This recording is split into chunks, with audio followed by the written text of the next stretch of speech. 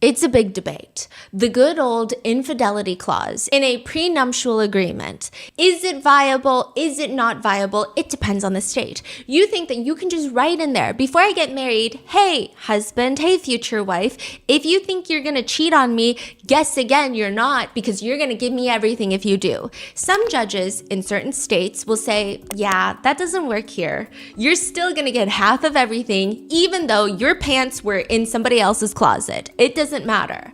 But there are a lot of other weird clauses that are getting popular. The Weight Watchers clause. One partner or both partners, That's usually crazy. usually the wife, will be forced to stick to certain lifestyle habits and fitness goals. Basically, they write into the prenup that for every 10 pounds that a woman gains, she owes her partner a financial fine. Wait, this is real? Yeah, or she forfeits some of the private property that both of them share. Wait, how is that real? This is real? It's most likely not going to be held up in court, but people have been writing it into their prenups. And it's not like a tiny weight on the scale either, the financial fine. One couple wrote that if the wife ever weighs over 120 pounds, she forfeits $100,000 worth of property. Allegedly, reportedly, Jessica Simpson and some guy named Tony Romo, I think he was like some bald dude quarterback or something, okay? Dallas Cowboys. Don't be offended. I can't throw a ball for the life of me, okay? But allegedly, when he and Jessica Simpson were dating, they were going to have a prenup clause that required her to pay him $500,000 for every pound that she gained over 135 pounds. Thankfully, they never got married. I don't even know if this is true. He is now married to, Nate from Gossip Girl? No. Nate Archibald from Gossip Girl. His sister is married to Tony Romo now. But I don't know what's going on in their prenup if they have one. Or there is a Netflix narc clause. For every hour of TV that a partner watches over the weekly allotted stipulated amount, they will pay their partner a fine. How much TV do you have to be watching for someone to write that into their premarital agreement? The only one that I could maybe see a use for is the clause that dictates the number of overnight stays for each in-law parent every single year. This could maybe be useful if you have overbearing, always in your space, opinionated, wants to date their own child in-laws that never leave you alone and never stop criticizing you. But that might be the only clause that's not completely unhinged. But also, I feel like you could have probably handled that before you get married. There's also suddenly, we're in the red light district clause. If intimate relations are not had at least X amount of times a week, a fine is paid. One couple allegedly even came up with a list of pre-approved positions that count as intimate relations. Some positions don't count, I guess. I don't even know how this is trackable. How would one person prove to the other party that they did not adhere to the terms? I will say it sounds awful, and it probably is, but again, it's entirely unenforceable in the court of law. I highly doubt that a judge is going to sit there and enforce any of these clauses, which if one clause of an entire agreement in a prenup or a postnup is deemed frivolous by a judge, it could actually render the entire agreement void and unenforceable. And that is why a lot of attorneys say, hey, don't be dumb. So the cheating clause is also not always enforceable? No, there's lots of states who don't enforce it. California is notoriously one of them. Yeah. So some states just don't like it. I guess it also could depend on the judge, but it's very interesting. Yeah. Prenups are done before two people get legally married. Postnups, a lot of judges these days hate postnups. Postnups are drafted and signed after two people are legally married. And obviously with postnups, it's difficult because the courts just hate it. It's more expensive, first of all, to get attorneys to draft up postnups because they have to go through all the entangled assets that you guys already collectively have. And then from there, judges don't like it because typically you're taking away the rights that people receive upon getting married. So prenups, you're modifying rights before those rights are given to you. Before you get those rights. Because the minute you get married, you have certain rights. So you're modifying, hey, you're not going to get this right before we get married. So you never had that right to begin with. Right. But then with a postnup, judges are saying, well, now you're taking away rights, and now we have to factor in, was it signed under duress? Like, there could be a whole buttload of reasons why someone might have signed a postnup versus a prenup. People think prenups are done with much more clear-headed minds in space.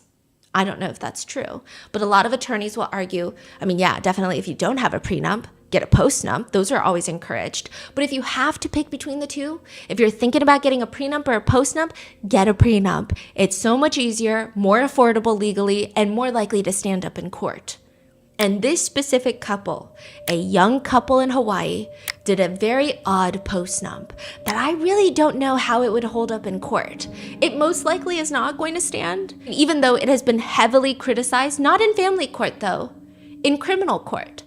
The post-nup between a Hawaiian couple states that in the event of a divorce, the father will get all the assets, the house, the money, the cars, full custody of their daughter, and the mother gets nothing. She gets zero. She doesn't walk out with a dime. And the mother is no longer ever allowed to visit psychics. That's written into the post-nup.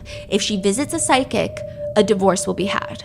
That is crazy. That's likely not enforceable though, No. right? Okay. Oh, and she can never see or speak to her fertility specialist ever again. Why would that be in a post-nup agreement? Especially when this woman's fertility specialist is a man named John Takuhara, a local acupuncturist who recently helped multiple couples conceive. What does John have anything to do with anything? And what does it mean when just 2 weeks after this document is signed by this Hawaiian couple, the fertility specialist, John Takuhara, is found killed? This is the case of John Takuhara. We would like to thank today's sponsors who have made it possible for Rotten Mango to support the Hawaiian Council, one of the leading nonprofits whose mission is to enhance the cultural, economic, and community development of Native Hawaiians. This episode's partnerships have also made it possible to support Rotten Mango's growing team. We'd also like to thank you guys for your continued support. As always, full show notes are available at rottenmangopodcast.com. Today's case involves mentions of infertility treatment, and as well as extramarital affairs during very vulnerable, sensitive times.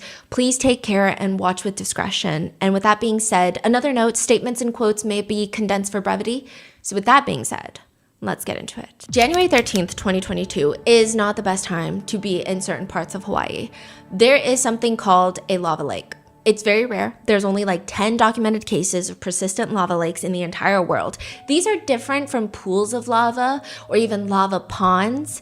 Essentially, it's a crater. It's a dip in a volcano. It could be on the side, it could be at the top, and it's created this almost in-ground pool structure to be filled with lava. And every day it just burns lava. And it's connected to a continuous supply of lava, and it's never gonna stop burning. It's like a death swimming pool, and it's always moving because there's lava being pumped into the lake, if you will, and the top layer looks like it's cooled down. So there's almost like this crusty looking substance covering the red. It looks like if you were to get a Chicago deep dish pizza, put it on a high broil setting, you've got that crispy layer on top, but the minute that you plunge your finger in, you're gonna get burned because that mozzarella sauce has not cooled down and it's very wet inside.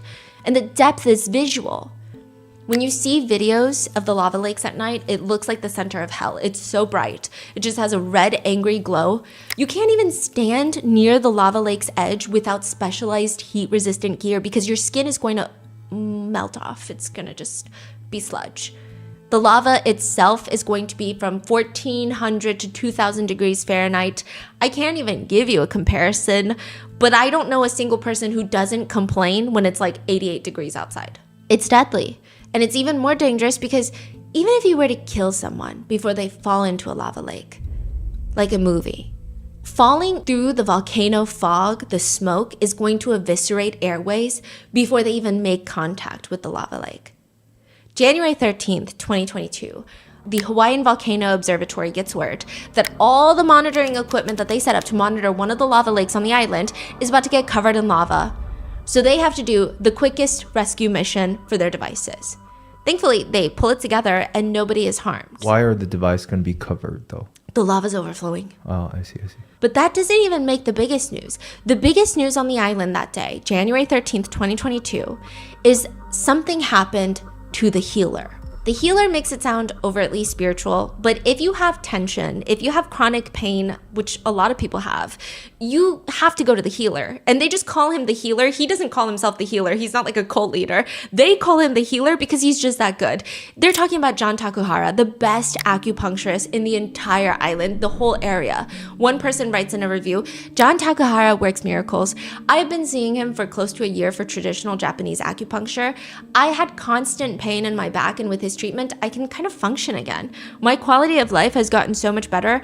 I'm a person who hates needles, by the way, but I hate taking medications more. So coming from a person that hates needles and pain, you can do it. You barely notice the needles going in. John, is that good? You will feel so much better after just one treatment that is going to keep you coming back. Whatever you've got going on, pain, fatigue, stress, depression, headaches, sleeplessness, etc., there is relief.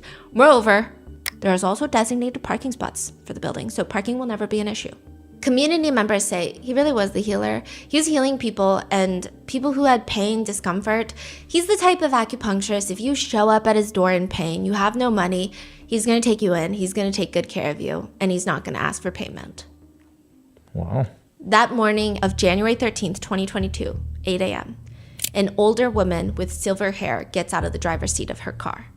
She's parked directly in front of John Takuhara's acupuncture clinic. And she's not here for acupuncture, although she looks like she probably could be. She wasn't able to sleep much last night, and she's walking a little bit slow. She's a little bit elderly. And something just very weird happened last night. Her son was supposed to show up for dinner. She made a hot plate for him, and it's just been sitting there. He never came home for dinner. I mean, he doesn't live with her, but he visits her for dinner and he's always on time. He doesn't show up. He's not responding to any of her messages. She thought maybe he forgot. Maybe he decided to eat dinner with his girlfriend instead, but he's not the type to not tell his mom about that. She gets out of her parked car, opens the door to the acupuncture clinic, and laying in a pool of blood next to the front desk is John Takuhara, the healer, and he's been murdered. I went into the office and I saw him on the floor. And I saw the paperwork all over the room. Someone walked into the clinic, the acupuncture clinic, and shot him 4 times in the head. But who the hell would want a healer dead? There's a few different ways acupuncture can be explained. The first, more traditional way is the idea that energy flows through the body. So there's qi. The energy is called qi, and there's 14 different energy channels inside of our bodies. When one of those energy channels becomes blocked or imbalanced, of course you're going to feel pain, which could explain why certain illnesses, like you feel like you try all this modern medicine and you can't fix the pain, it's because you're not fixing the root of the problem, which is your qi is blocked. Acupuncture aims to help unblock and rebalance the energy by stimulating specific points along certain energy channels. Then there's the more biomedical perspective, but here's the very interesting thing. Both things lead to the same place. So someone can say, oh, the qi is blocked here, so I'm going to put a needle here. And then the biomedical perspective, which is simply when you insert needles, it can activate local receptors and nerve fibers, which could do one of few things. It could do nothing, or it could release endorphins, which are natural painkillers that your body produces. It could also help modulate cortisol, the natural stress hormone, or it could be like, okay, to put it for like the skincare girls, microneedling on the face. Why are people stabbing their face with needles? Because when you create these micro, super tiny traumatic environments, it signals to the body to recruit immune cells. To heal it. Yes, to heal it, to release biomolecules that promote tissue repair, which just doesn't just repair the tiny micro-traumatic incisions, but also whatever was bringing you pain in the first place. I mean, this practice has been around for at least 3,000 something years. The needles are not painful. I mean, once they're inserted, you usually have to keep them in for 30 minutes. They're about the width of a tiny hair. And people say you can't even feel it going in. And if you do, it's kind of like a warm sensation. Mm-hmm. You tried it, right? Yeah, years ago. Yeah. My mom goes to an acupuncturist. She loves it. I'm not the biggest fan because I get really anxious, but people love it. And I will say, because it's rooted in Eastern tradition, there's definitely a lot of skepticism and opinions about it in the West. Opinions range from the efficacy to the probability. I mean, people will say things like, it was okay, it got rid of my headache for the day. It's kind of comparable to like a deep tissue massage. Other people will say, it cured my chronic pain and that could not be fixed by anything. I got surgery and it didn't do anything, but acupuncture saved my life. So it's like a vast range. I think the main reason people don't believe in acupuncture is because they hold it to a really high standard. Just like how most medications and probably even surgeries will not cure people of chronic pain or ailments, acupuncture should be held with the same regard. But I will argue for acupuncture in the sense of, out of all the things that someone could recommend to another person to help remedy chronic pain, acupuncture probably has the least side effects versus opioids, versus painkillers. You know what I mean? It seems like if you had to recommend something that has like the least probability of harming someone to just test out, Acupuncture could be one of those, provided that you go to a good practitioner. A lot of people agree it's not the worst thing to try out if you've already tried out a lot of things. But it's very interesting. A lot of acupuncturists actually say they're always the last resort. They say patients will come in every day and the acupuncture clinic is the last stop before the surgeon, before they're like, okay, if this doesn't work, I'm getting surgery. Or it's the first stop right after surgery because they're like, hey, so that surgery didn't do shit. They're usually at a dead road. They've tried 12 other things before this. They don't believe in acupuncture, but here they are. They're like, I've tried everything. Sometimes it changes their lives. Sometimes it doesn't. And it does seem like there is a growing trend for acupuncture being used as fertility treatment. I'm not a medical professional, but recently I've been listening when I was going in my deep dive. And I don't want to name the people because I think all of them have been in scandals, but a lot of, everyone's in the files. A lot of doctors, big name doctors who had podcasts. Oh, I'm not talking about that doctor. I'm talking about like Andrew Huberman. He was not in the files, but I don't know. There was something with him, I think. Whatever. He was also even talking about how there have been recent studies that do show a strong link between acupuncture and fertility. There are now a lot of data supporting the idea that acupuncture, of all things, can be very beneficial for improving both female and male fertility and, should a woman get pregnant, for improving the quality of outcomes. That is, the likelihood that there will be a successful pregnancy that is carried to term, not premature, and so on and so forth. So a lot of Western doctors are like, okay, we were wrong. Like, this is not some voodoo Chinese shit we thought it was. Like, maybe it actually works. There have been recent studies funded by the National Institute of Health that show links between acupuncture and hormone health. So they say that acupuncture helps with blood flow, which in turn helps with the health of the ovaries. Additionally, on the male side, apparently there are a lot of clinical studies that have shown that acupuncture can help with sperm quality and quantity. But they don't stick it where you think they'll stick it, so you don't have to freak out. You can just go, you'll have a good time.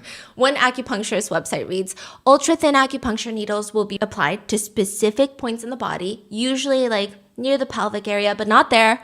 And it reduces stress, balances hormones, improves blood flow. And you're not supposed to do this before IVF. So they're not saying this is IVF replacement. They're saying actually the best time to do acupuncture for fertility is 3 months before your IVF round. Because it helps blood flow, helps the health of your eggs, the quantity of the sperm. So like 3 months before you're trying to conceive or before IVF, and it really helps increase your probability, is the belief out there. And it's interesting because acupuncture, they alternate on the different weeks of the menstrual cycle. So they're very in tune with the hormones. It's not just like, hey, woman, sit down. It's like, oh, when was your last period? Okay, now let's fine tune with what we think the body needs depending on the cycle phase. John Takahara was an acupuncturist that had success in fertility treatments. It has been reported that many of his clients came to see him with fertility concerns, and they were able to conceive after seeing him. So why would someone want to kill someone like John Takahara, who is out here helping people create families? When the authorities get to the acupuncture clinic, the first thing they do is comb through the office and later all the security cameras outside. There's no cameras inside the office, but there's some street level cameras from the nearby businesses. And they just keep looking and there's nothing crazy going on. It's a normal day. There's a lot of businesses, a lot of people walking around, except this one person stands out to them. It's like a weird person. They keep seeing him walking in circles around the block, and it's not like they're standing and pacing in front of the clinic, but their movements just seem unnatural. So a few things stand out. The weather in Hawaii, January, really warm. High of 79. Damn. This person is wearing an all black outfit, long black pants, long black jacket, carrying one of those brown paper shopping bags from a grocery store, and a big white bucket hat that covers their entire face. You can't see the person's face. You can't even tell if this person is a man or a woman. You can just tell they're weird. They first appear on cameras a few blocks away from John's clinic. They're walking with determination for a good chunk of the way. Where they're going, we don't know yet, but it seems like they know. But the moment that they're in front of John's office, there's this weird moment where they like turn around and then walk a few paces away from the office and then turn back around and walk towards the office once more. Like they can't decide where to go? Yeah. Or what to do? Mm-hmm. But they were walking with determination all the other times, and then suddenly they're like, maybe I should turn around. Maybe I shouldn't turn around. Yeah. Is his face showing at all in the camera? No face. They're presumably inside the clinic for 48 seconds. That's what the police have put out, where it is believed that John is killed and ambushed. There's no signs of a fight, and it seems like whoever this was took John completely by surprise. I don't know what they would have done if John was with a patient, but they just walk out of the clinic 48 seconds later and then walk away. There are two interesting moments that are captured when they walk off. First, there's this seemingly anxious moment. So the whole way that they're going towards the clinic, they're determined, they're fast, brisk walk. And then all of a sudden they U-turn and then U-turn it back and then they enter the clinic. 48 seconds later, they walk back out, same walk. They seem casual. And then they have this anxious moment where they open up the brown grocery bag and then look, kind of, it's like when you walk through the airport and you randomly have a moment of panic and you zip open your bag and you're like, oh, okay, yeah, my passport is exactly where I saw it 2 seconds ago. But then you do it again and again and again. It's kind of like that. It doesn't look like, oh, let me just casually open this bag and see if I bought my sour candy. He's like, open it. Oh my God, it's still here. Yes, it looks like that. And more importantly, there is this moment when this individual in question is walking across the street and the wind hits. It's like the gentlest blow of wind. And the white bucket hat flies off the person's head and lands directly in the middle of the street. And they don't stop. They don't stop. They don't pick it up. They don't U-turn later. They just keep walking. That's crazy. Their hat is on the ground getting run over by cars. It's almost like they don't feel the hat flying off of them. But how do you not feel your bucket hat blowing off in the wind? So is his face out there then? Well, how do we know it's him? Because underneath, there's long hair. But that long hair, police believe, might be a wig. Like your hair long? A little bit shorter. Mine's a little long, but a little shorter. And what color? Blondish. But it's very clear it's like a wig. It looks like it's like long but tied. Kind of tied up. Okay. So is it a woman wearing a wig? Is it a man wearing a wig? But that wig might be the reason that they don't feel the hat blowing off. I see. But that hat is the key to a lot of questions. It could have this individual's DNA. It could be a very specific brand that only 89 people on the island have ordered this hat online. Everything else at the crime scene doesn't have a clear lead. This is the closest that authorities are going to get to whoever shot John in the head 4 times. 10 days after John's murder, they tracked down the white bucket hat. And it is now sitting at the very edge of a Man Without a Home's camp. That's crazy. Just like squeezed on in the side next to his tent. He said, yeah, picked it up on the street. I wore it once, and then I never touched it again. This hat is going to be a very, very big problem in the murder trial for who murdered John Takuhara. Eric and Joyce Thompson are high school sweethearts turned millionaires. Pretty much their entire lives, they've been with each other, and now they have a daughter together. Eric and Joyce have a daughter. And a very strange post-nup. Like, you don't just wake up from slumber one morning and decide that life cannot go on without the signing of a legal document that forbids one of your party members from seeing psychics. What the hell is happening inside the Thompson home? Eric could tell that something was off with Joyce. It's not as subtle as other couples, so some people say that the signs are barely there. And when they come up, it's so small that you try to explain it away and laugh it off. Like when you're driving in the car and your partner turns to you and they're like, oh, should we go there for dinner next week? You're like, where? That restaurant that we just drove by, don't you love it? I've literally never been there my entire life. Sure you have. You said you liked it. I never said that. Okay, it's weird. You've been together for so long, but the only explanation is like maybe he genuinely got confused from like a different restaurant, even though none of the other restaurants sound the same or have similar locations or even types of cuisines, but like maybe they're stressed out from work. Or suddenly their phone is always on silent when that's not their normal pattern, and they always turn it down, face down on the table, no matter where they are. Or they've disconnected it from all the cars. Suddenly, their AirPlay is not connected. Their Bluetooth to the car is not connected, which is really odd. But like maybe their phone reset it and they just haven't had time to reconnect it. These are so specific. It's crazy. Someone said it was actually the strange dropping of the word we. Like when we would go and hang out with family and friends, it was always like, oh, we haven't thought about that. Like we should try that. We should go there one day. But like suddenly that we is gone. Oh, I should try that. I haven't thought about that. That's crazy. Are these like real things that people picked up on? Yes. From their cheating partner? Yeah. all the small subtle signs. But, you know, these are very small things that you don't pick up on until they pile up.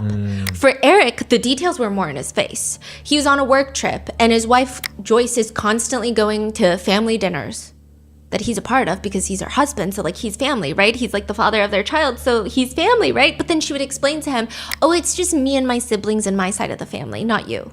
All of a sudden, you want to have separated family. It doesn't make sense.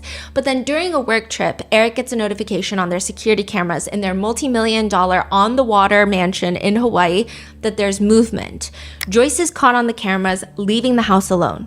That means their young daughter is inside the house alone, and Joyce is leaving the house alone, and she's gone for like 40 minutes, but where would she need to go that is so important that she leaves their young daughter? How old? A year old. A year old? Yeah. She's gone from the house for about 40 minutes. What time is she leaving? This is like in the morning, so presumably the baby is asleep. And he says, I was just kind of scratching my head, like, where are you going and where's our daughter? When he gets back from his work trip, Eric confronts Joyce and they spend the entire night fighting, and the next day she confesses that she's having an affair. I was shocked, and then I said, like, oh, was this with, you know, your, you know, the people you're having dinner with? And she said,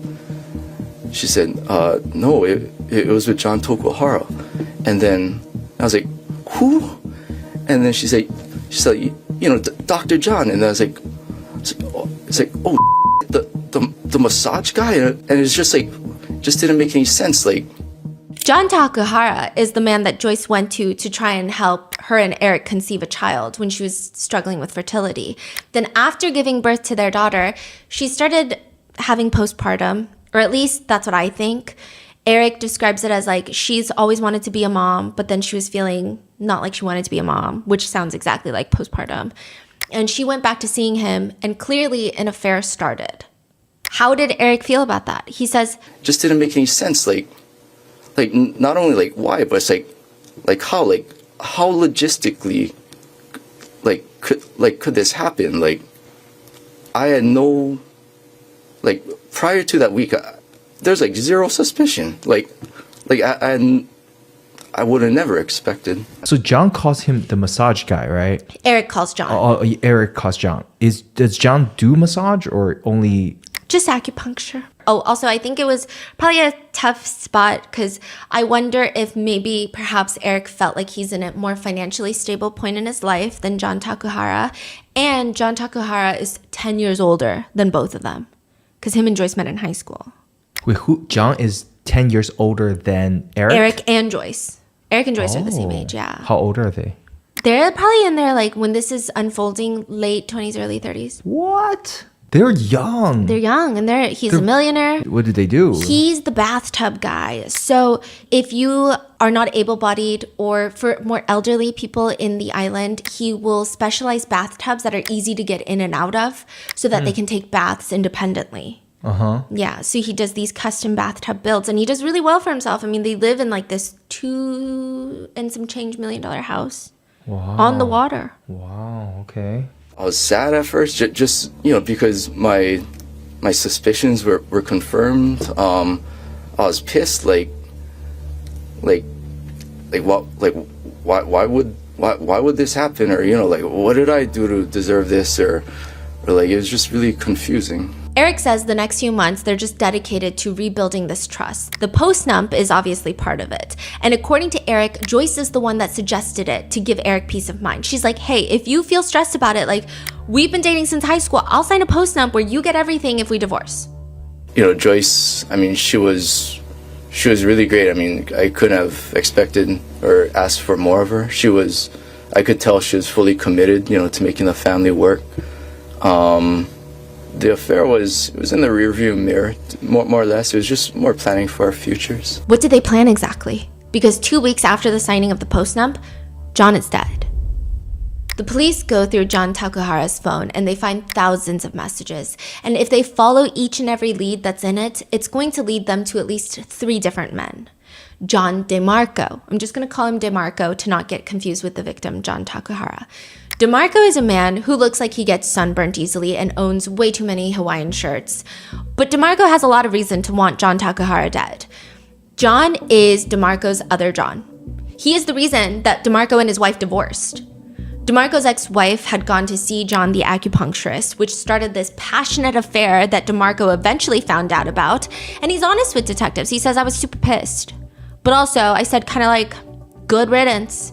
He could have her. I knew I'd never be able to trust her again because that was like a huge part for me as a person. I was just like, good riddance. I called him up and just said, you know, we weren't yelling or anything. It was just like, I'm not like a fighting type. DeMarco's ex-wife actually stays with John Takahara a while after their divorce, and John becomes like a secondary father figure to their kids for a little bit. But that was like years ago. So DeMarco is like, there's no reason for me to want to kill John Takahara. It's not like I was still with my ex-wife. Why would I want to kill him? Or at least that's what he says. Is John still with the ex-wife then? No. Oh, they also broke up. Yeah. The police keep digging, and that lands them at the door of a man named Daryl Fujita. Daryl is a man, you could safely assume that he's been scorned. Daryl's ex-girlfriend broke up with him for John Takahara. We don't know if there was an affair, but she breaks up with him and starts dating John Takahara. Then her and John break up, and she goes back to Daryl, and they start dating again. Okay? Then she breaks up with him and was the current girlfriend of John Takahara when he passed. So Daryl has been left by his girlfriend twice. They also share a child together. And it is also believed that she went to John Takahara for fertility treatments as well and other acupuncture services. But he's been left by his girlfriend twice because of John Takahara. And one could maybe assume that she was having an affair. We don't know. And it's not like Daryl and his girlfriend are in this casual fling. They have a house, they have a child together. But he claims, Daryl is like, there is no bad blood. None. None. The police are like, can we search your phone? He's like, okay. So this is how I think the preceding conversation unfolded. Can we go through your phone? Absolutely. But I should let you know I just reset the entire phone. So there's really nothing on there. I reformatted it. I reset it. There's nothing. That's crazy. Why would you do that? Yeah. Why not? He literally says later during the trial, he's like, I mean, why? It's not weird to reformat your phone unless you have something to hide. Yeah. And then he immediately hates his words because he said it's not weird unless you have something to hide. And then he's like, I mean, not that I had anything. And then he just is like bumbling. Yeah. Oh, man.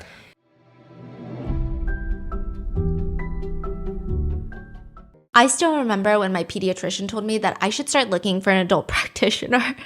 What do you mean I can't go to my childhood doctor as a 20-something-year-old? I mean, ultimately, it does make sense health-wise, but it was a breakup that I feel like a lot of people are just not ready for. Where do you even go from there? How do you know you're going to be comfortable with a new doctor? What about insurance? What if you just move to a new city?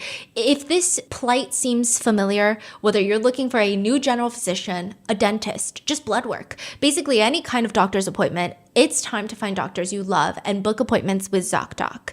ZocDoc is a free app and website that helps you find and book high-quality in-network doctors so you can find someone you love. We're talking about booking in-network appointments with more than 150,000 providers across all 50 states. Whether you're looking for dermatology, dentistry, primary care, eye care, or one of the other 200-plus specialties offered on ZocDoc, you can easily search by specialty or symptom to build the care team that's right for you. Stop putting off those doctor's appointments and go to ZocDoc.com/rotten to find and instantly book a top-rated doctor today. That's ZocDoc.com/rotten. Thank you, ZocDoc, for sponsoring this message.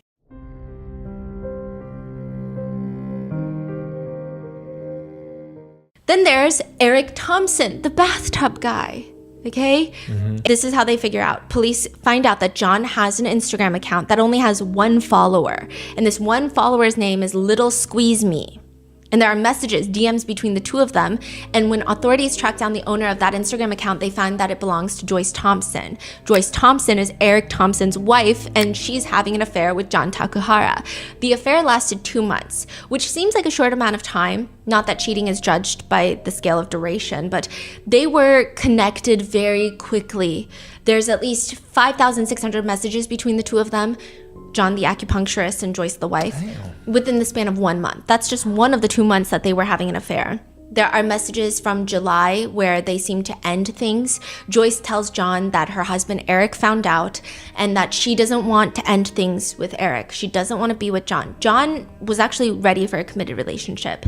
He was telling her, like, if you leave your husband, like, I want to be committed. But she said, I'm not going to leave my husband. But he had a girlfriend too. He did not well, we don't know if he was seeing her at the same time or like he saw her right after, because after they end the affair, there's like 9 months before he dies. Okay, not 9 months, 6 months. He passes away January. Oh, okay. Interesting. So during that 6-month period, nothing is happening. And then at the end of the 6th month, she offered to do a post-nup. And then he died. Yeah, they signed So there's it. a cooling period of 6 Yes. months of nothing is happening. But like, I don't know if she offered the post-nup towards January or towards July. I do know that probably the drafting of it would take a long time since they've been together since high school. I wonder if there's a lot of assets and they have a successful business. I don't know. I actually don't know how long that would take. But maybe not 6 months. Lawyers are pretty quick. Yeah. And so as she's breaking up with him, John is asking if he can still keep in contact through her siblings. And she's like, no contact. It's just too much. Interestingly enough, 1 month later in August, there's one last phone call, a FaceTime from Joyce the wife to John the acupuncturist, and he doesn't pick up. By all appearances, one could imagine that their affair is over. The relationship is done. And there's a ton of photos that were exchanged during that affair, intimate photos, lots of messages. They did say things like, I love you to each other. Yeah. And the whole thing is made trickier by the fact that Joyce and Eric, they first bring John into their lives when she's trying to get pregnant. Joyce had suffered a miscarriage. Her friend recommends her to go see John the acupuncturist, and she gets pregnant soon after. Successfully gives birth, and then she's struggling with postpartum, and then she goes to see John again, and that's when the affair starts. Some people think that perhaps it's easier for Eric, the husband, to forgive Joyce, knowing that she was dealing with postpartum. Like maybe in his mind, this is his high school sweetheart. She's never done anything like this before. And she had this experience where all of her brain chemicals and her hormones were off balance, and she's in this vulnerable space. And I'm not the one justifying it, but some netizens are saying maybe he could forgive her because of all of those reasons. And he also saw fault in himself, perhaps, because the way that he initially described what was going on with Joyce after giving birth, it seemed like maybe he did not understand postpartum. He just seemed confused, like, you've always wanted to be a mom, so now you're a mom, why aren't you happy? Like, that was his confusion. So maybe, because would Eric really kill John Takahara 9 months after the affair is already over? Besides, that night that John was killed, Eric claims that he has an alibi. He was busy dumping construction material in his truck. And are we sure that these are the only leads? What about the backpack? Right next to John Takahara's body was a backpack, and inside of it is a bundle of cash, $4,000 in cash, wrapped in a piece of paper that has the word herbs written on there. What does that mean? And what about the psychic? Psychics have a long history of reading relationships and sometimes sending people off into fits of paranoia. They will tell you how your relationships will go based off of your reading. This psychic that Joyce apparently went to encouraged her to have an affair with John Takahara, told her it's the right thing to do. That's insane. At least that's what Joyce claims. But I'm not sure if any of them predicted, though, that right around Eric and Joyce's wedding anniversary, Eric Thompson would be arrested for murdering John Takahara. The evidence against Eric Thompson is aggressively thin, and that's not to say that I don't personally think that he's guilty or that he did not do this, just that the evidence itself is thin. There are really only a few elements: the truck, the hat, the fire. Let's start with the truck. A white Chevrolet Silverado pickup truck is seen driving in circles around the business just minutes before John is killed. Authorities believe that this is a 2014 to 2016 pickup truck. They find 53 vehicles registered in that area with that same pickup truck manufactured in that time frame. They talk to 52 of the owners, and all of them have alibis, and only one of them is connected to anyone that has any connection with John Takuhara, and that is Eric Thompson. Furthermore, an odd detail is Eric would always have this silver toolbox on the back of his truck. It's like a huge trunk. Do you know what I'm talking about? Some pickup trucks, like near where the passengers sit, but on the truck, there's this huge silver box. Like the toolbox. Yeah, it's like a toolbox that stays on there. And he always had it on there. And his neighbor's Ring cameras caught him pulling out the day before John Takuhara is killed. That toolbox is gone. He took it off. Why did he take it off? He says it was to load construction equipment, but the authorities are like, we never saw you ever take it off. Yeah. Then that car is seen driving around. We don't have like the exact license plate matchup, so it's hard to confirm nail on the head that that's him, but that's what authorities believe. Then there's the figure in the white bucket hat. Why do people think that this random person walking around is a person of interest compared to everybody else? Well, they just look nervous. It seems like they walked in the direction of the acupuncture clinic and then they walked away after 48 seconds. It seems like this is the killer, right? This is the only way that makes sense. Nobody else entered the clinic. It's got to be the white bucket hat. But how do we know that this white bucket hat is Eric Thompson? There's a video of the white bucket hat walking and he swings his right arm a lot. Okay. Then there's a video of Eric walking and he swings his right arm a lot. It sounds super circumstantial, but the authorities will say it's something that you can't even try to fix. For example, in the CIA, it's reported that operatives, when they go undercover and they work in environments where they can't give away their gait, they will put a small piece of gravel in only one shoe to alter how they walk. Because it's something that you can't even think about fixing so constantly. And since we're listing out all the strange things, it does get worse. After Eric gets home, for about 5 minutes, his backyard is all lit up. The neighbor's camera, it's like orange. He's burning something. Later, during the police search, they find a bucket and a wheelbarrow that shows something was burnt in there. Police argue that he's getting rid of the murder weapon, which they believe is a ghost gun, like a 3D printed gun, because they haven't been able to find this murder weapon. Crazy. He's cleaning up the crime scene. Eric argues he was lighting up tiki torches because he was out there with his daughter and there's a bunch of bugs, so he's lighting up tiki torches. Within a few hours, Eric leaves the house again, and this time his white pickup truck has a steel toolbox back on there like it always has. And he was like, oh yeah, I was going out for more work. But allegedly, one of the messages between Joyce and John the acupuncturist, Joyce is warning him that she cannot be with him. She cannot leave her husband. She cannot leave their daughter. And also, Eric might kill you. Actually warning him that Eric's going to kill him? Or is it like, oh no, if he finds out, he's going to kill you? We don't know. Others are defending Eric. They say that video of the white bucket hat, we don't even know if that's a man or a woman. How can you say it's Eric Thompson? When the hat blows off, there's a wig, but that so-called wig is never found. The wig is burned. That's very easy to burn, isn't it? But wouldn't there be strong smells? I mean, if they live in a big waterfront house, there's like so much space. But others have resorted to victim blaming. Some say that an acupuncturist is actually kind of like a physician. A physician holds immense power. This is an online comment. The inherent trust placed in them by patients who are often vulnerable or in distress, this creates a profound imbalance of power where genuine consent becomes murky and the risk of exploitation is high. It's not just unprofessional, it's a cause for license revocation in most states. One attorney who analyzed the case writes, despite specializing in fertility treatments, a field that demands the highest level of professional boundaries, Mr. Tokuhara engaged in sexual relationships with 3 different patients, a fact confirmed and uncontested in open court. It's hard to grasp how such clear violations were overlooked. An honest reckoning might have prevented a tragic ending. But also, I don't know if that's rights to kill anybody.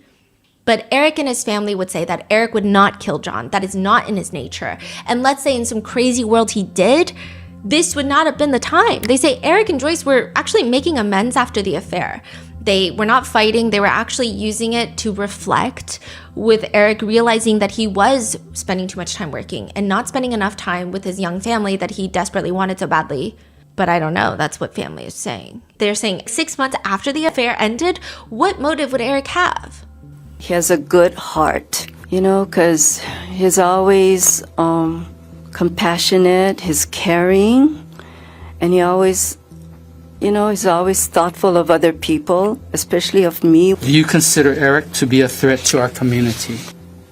Oh, no, not at all. Of course not. No, not a threat. No, he's a good boy. Regardless, Eric Thompson is charged. They're going to go ahead with the trial, and he is able to post a $1 million bond and gets released from jail 3 hours after being charged. There are a few ways a lot of defense attorneys would have gone about arguments in court. The first could have been, it's a crime of passion. You're in severe emotional distress is another one. But the problem is, the murder happens 6 months after the affair ends. That's not a crime of passion. It's not like you walk in and catch your partner cheating, and then perhaps you could try and argue that it's a crime of passion. And then as for the emotional distress, other legal experts argue, you can't just argue that you're angry and sad and upset that your wife is cheating. You have to have reached a severe mental capacity that lessens your faculties and causes you to commit a crime. It's very difficult to argue. So Eric's attorneys go for the third option, which is just straight up, Your Honor, my client didn't do it. He didn't do it. In fact, there could be a ton of other parties that just had more motive. The third party defense. And that is why you have DeMarco and Daryl brought in by the prosecutors to testify on the stand. So they want to rule out Eric Thompson being able to use that as any sort of defense. And the prosecutors argue throughout the trial that Eric Thompson is a perfectionist. And Joyce is no longer seeing her affair partner, John, but he will always be a stain, a potential in their marriage. He would have to be gone in order for them to move on. Just look at the way he handles the affair. The prosecutors argue he has her sign a post-nump agreement.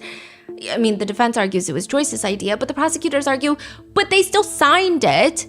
And he made her tell their families what she did, and she was forbidden from being alone with her siblings because her siblings covered for her and helped her cheat.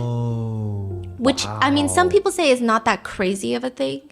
I mean, that's... Some people say it's crazy because if you're forbidding your partner from seeing their siblings alone, then you might as well just divorce at that point because, like, where's the trust?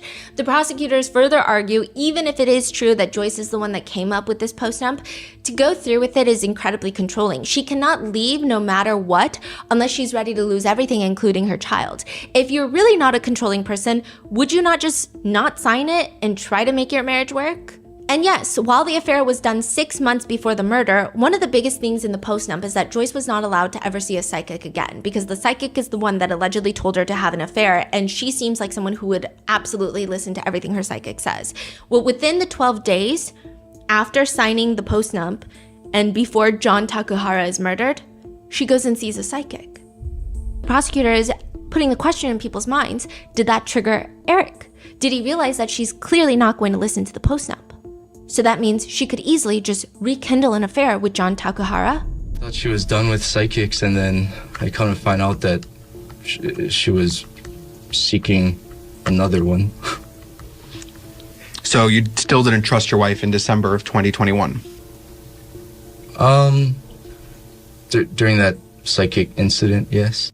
And the night that John Takuhara is killed, Eric says that he's out dumping bricks. Yeah, well, the prosecutors, they go to the dump site. They even bring in, during the trial, the guy that works there. And they're like, do you guys take bricks? No. But the defense is like, well, do you even check what everyone's bringing? And he's like, no.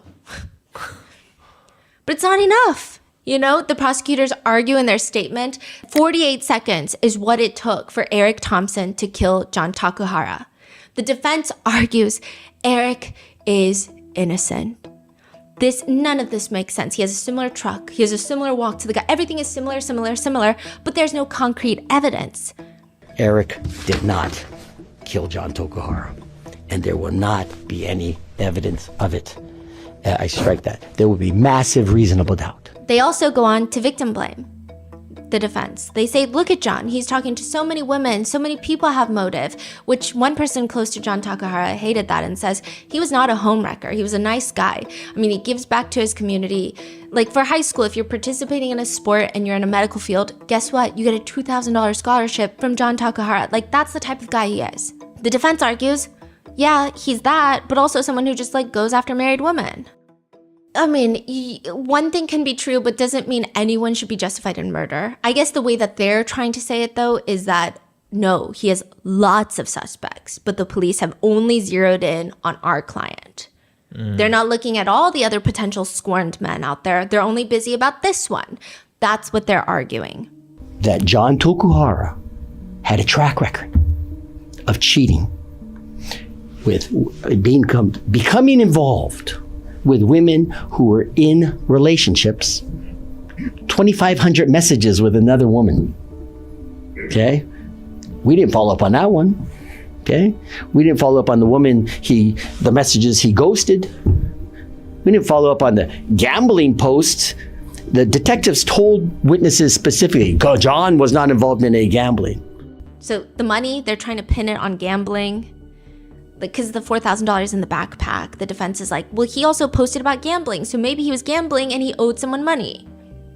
But I mean, the way it said herbs on there, I kind of wonder if he was just buying herbs for traditional medicine.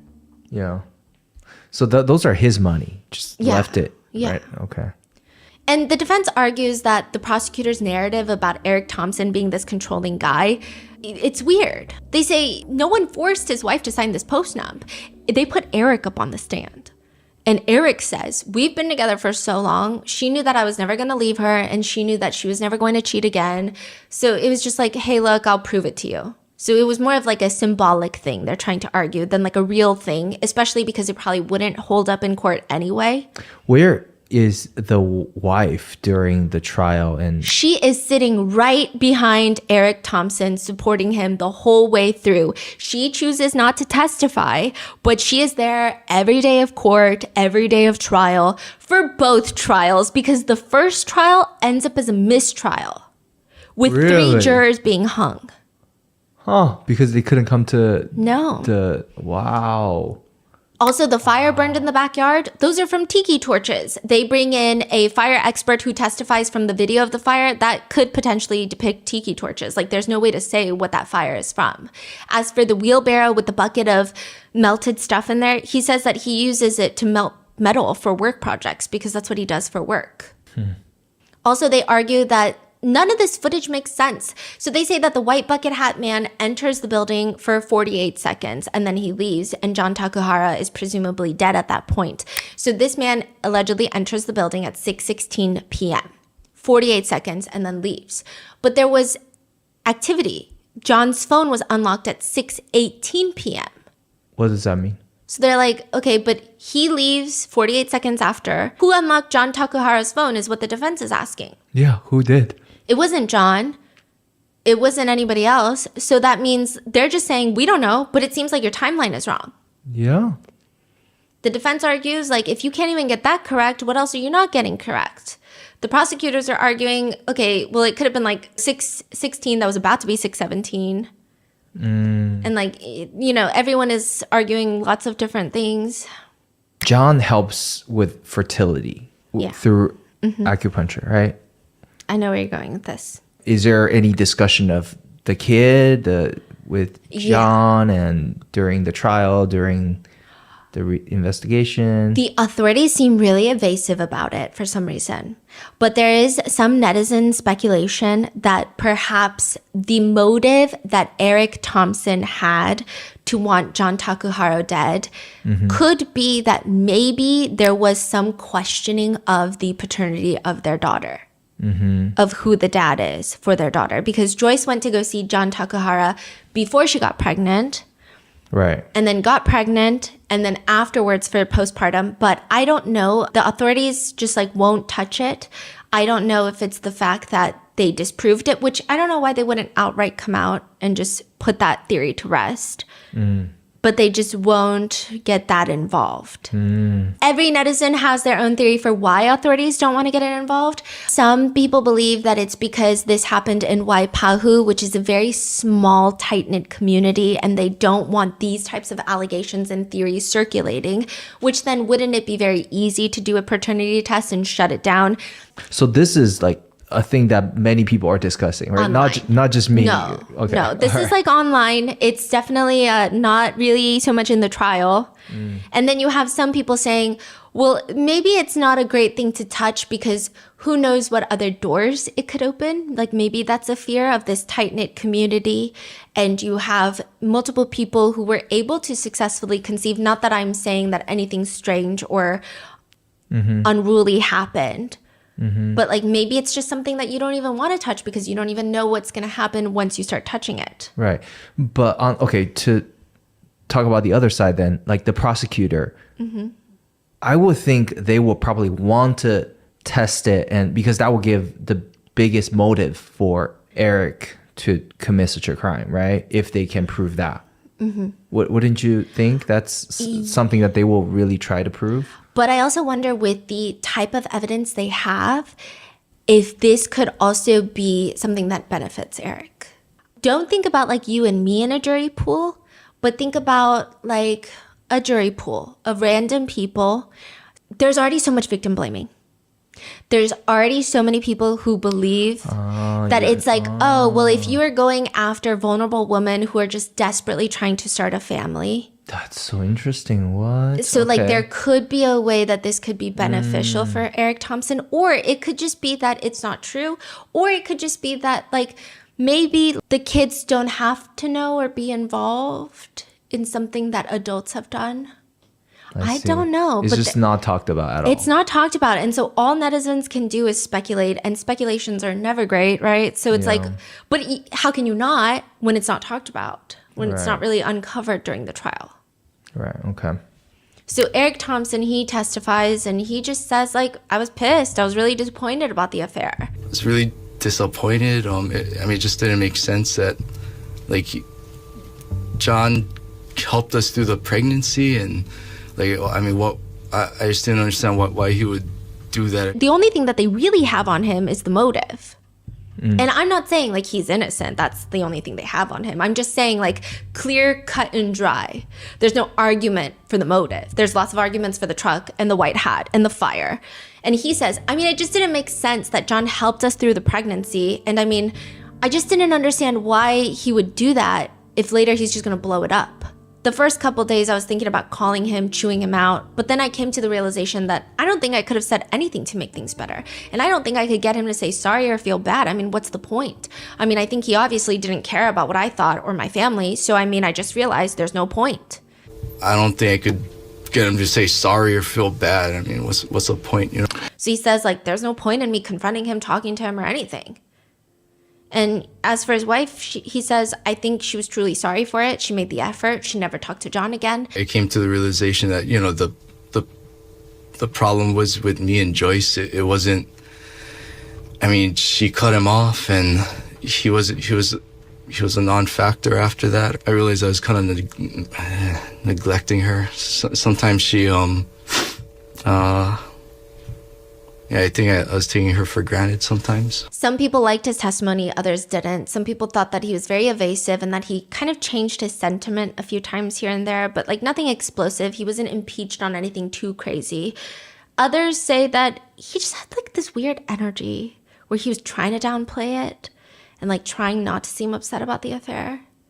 So it's really just how you read the micro expressions of someone on the stand. One netizen writes, unpopular opinion, the husband shouldn't serve time. If he is an otherwise lawful citizen and a good spouse, how many times in the past has an affair partner meddled in another's marriage and got killed? It's a well-known fact that you risk your own well-being when you engage in an affair with someone who is in an exclusive monogamous relationship.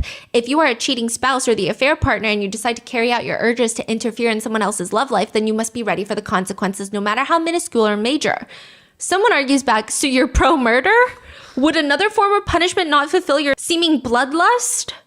Another person writes, absolutely, John doesn't deserve to die, but he cheated with multiple women. He had an MO, befriend clients that are women, have intimate relations with them when they're vulnerable, and in many cases, ghost them when he was done. It was bound to catch up with him, and unfortunately for him, it did. He effed around too many times and found out. He messed with a woman whose husband was nuts.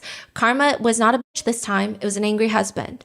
To which someone responds, dating a married woman means you deserve to die? Thank God people like you aren't doing policy work. And then I think that one thing that really helped Eric's case was actually the other two husbands that testified. I think the prosecutors had to bring them in to show, hey, these are not third parties that had motive. We already investigated them. They have they're good. They're clear. The defense, if we don't bring them in, they're going to try to build them up as like these crazy monsters behind the scenes that could have done it. But like, look at them. They're fine. They're fine people. I don't know if that's exactly what happened when they testified. I think one thing, it could have shown to the jurors a pattern. Again, I'm not saying that, but like it could have been interpreted that way. And then the second thing is, one of them, Daryl is crazy. Daryl's on the stand and he like clearly doesn't want to be there and he's very angry about it. These are all like recorded, right? Yeah, and he's just like, this is ridiculous. I don't know why I'm here. I mean, like, I know why I'm here, but like, I don't want to be here. Like, this is so not cool. Why am I here? How do you feel about having to testify in this case?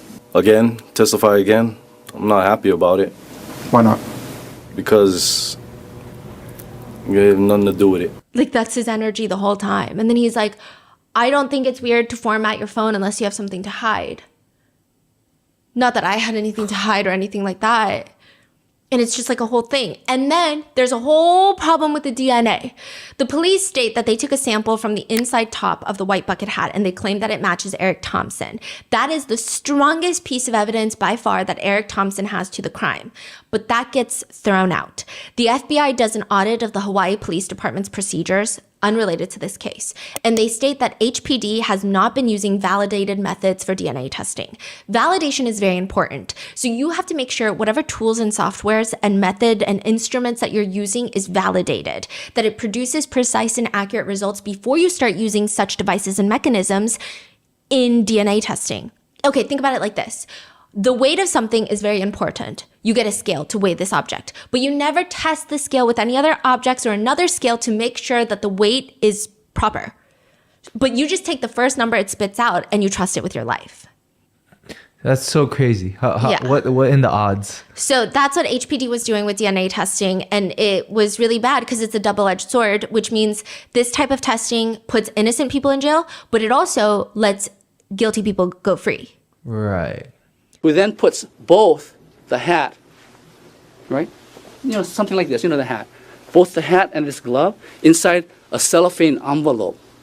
So tell me, is that not contamination? There's also no phone cell towers placing Eric Thompson at the scene of the crime. Like, there was really not a lot. And that is why the very first trial ends with a mistrial. Not an acquittal, but a mistrial. They decide to go through with the second trial. And this time, the juror comes back guilty. But even that, people are concerned about. There seems to be an appeal that is going to be in process, but one of the jurors did an interview after the fact, and they were like, yeah, he probably did it. And people are saying, did it? Yeah, probably is not good enough. Oh. Yeah. The part that's very sad is like, in this case, he probably did it, right? But in other cases, maybe they didn't do it. Maybe there's not enough evidence for sure.